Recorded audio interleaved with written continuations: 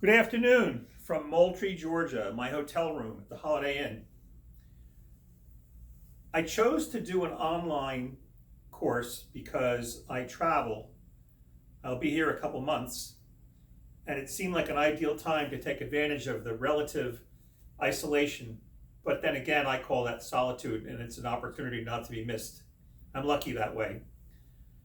This is on the mat video about ahimsa. Non-violence is the simple way to put it, non-harming. Now, I need to tell you this. I think that every yama and every niyama contains all the rest of them. They do not exist in isolation. Granted, ahimsa, like the Hippocratic Oath, first do no harm. Makes a lot of sense. And then we can use that as a starting point. So, for just a few moments, I'm going to do some very, very simple, actually, my own morning workout, in addition to the yoga classes I take almost every day. About 3 months ago, I fell and probably broke a rib, but it really doesn't matter too much. But if I move certain ways, I get a zing, and my belief is that can't be good. Now, it's not that it needs to be examined or treated or anything else, at least for the time being. But there is a phenomenon called test to fail. It's a medium long story. In the military in the Second World War, they discovered that they could design airplanes to order for a given mission. So the soldiers would ask the engineers to design the airplane. The engineers would design the airplane. The builders would build it. They would deliver it to the military guys, but they had to find out if it actually worked. So they would test it to fail. They would take it up to its specification and then exceed the specification. And when it fell out of the sky, the answer was, don't do that. Another way to think about test to fail, in our case, doing harm to ourselves, is like a piece of a metal bar that I can bend. And I bend it to see how many times I can, oops, and it usually happens before I expect it. So I do not want to fail, because failing in the case of an injury means I'm actually making the injury worse. So I'm willing to be a little uncomfortable, but I don't want to hurt myself. And I'm not saying this to brag or complain. I think it's a smart way to do things. So, number one, an extended uttanasana. And after getting into it and stretching out my hamstrings a little bit, which I've already done several times today, I will do a ragdoll.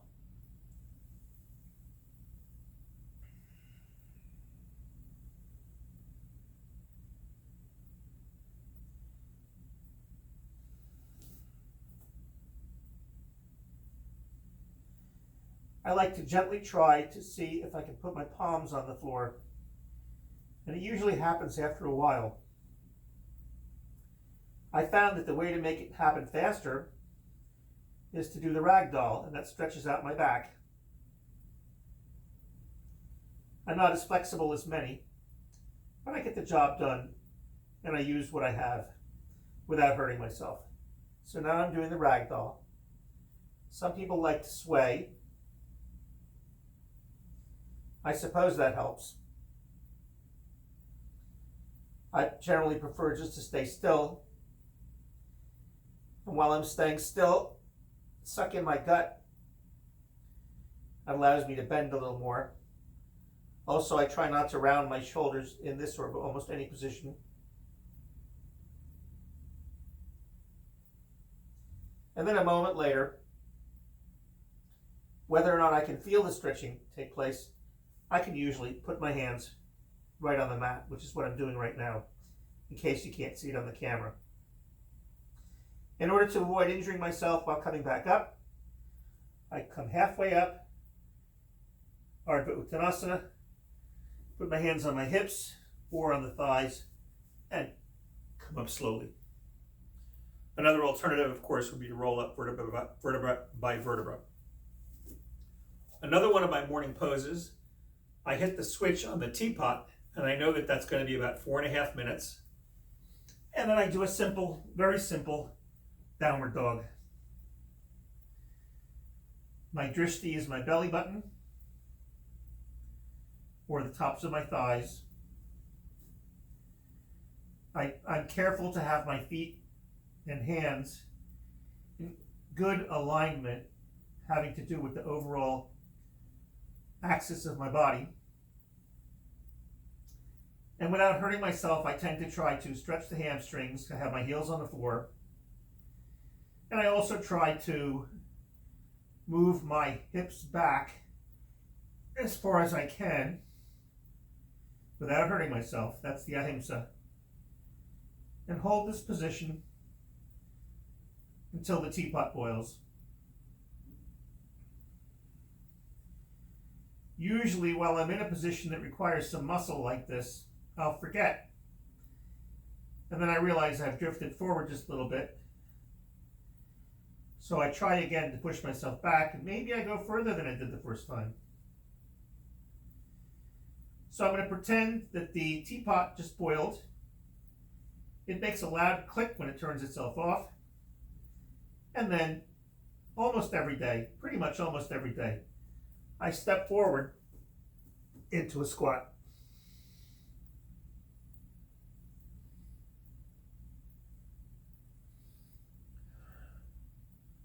I have a tendency to round my shoulders, probably from sitting at a desk all day. I don't allow that. I'm in the squat. It's actually pretty comfortable. I use my elbows to gently press my knees apart. I find this very easy to squat like this. Of course, it took more than a couple months to get here. But I've been practicing for 20 years. Pardon me, 18 years. And the things that I could not do at the beginning, I can do reasonably well now. And there's still plenty of things that are still in my yoga bucket list. So, having made sure that my hips are nice and open from the squat position, I can simply use my feet, press into the ground, and that'll lift me up.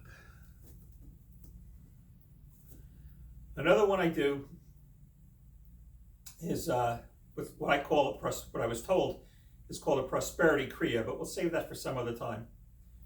And lastly, I'm not going to do it now because my back hurts. I do a forearm plank for anywhere from 3 to 5 minutes, non-violently. If my back is hurting, I back off. Let me do one sun salutation A.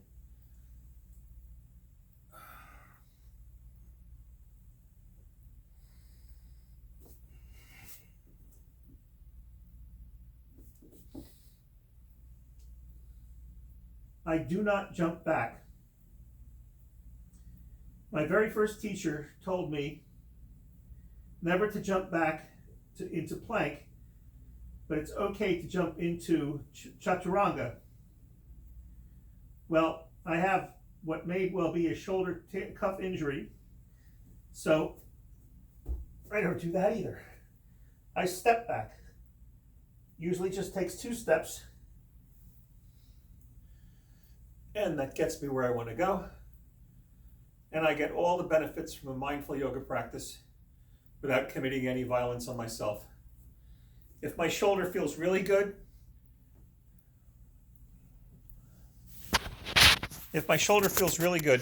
I may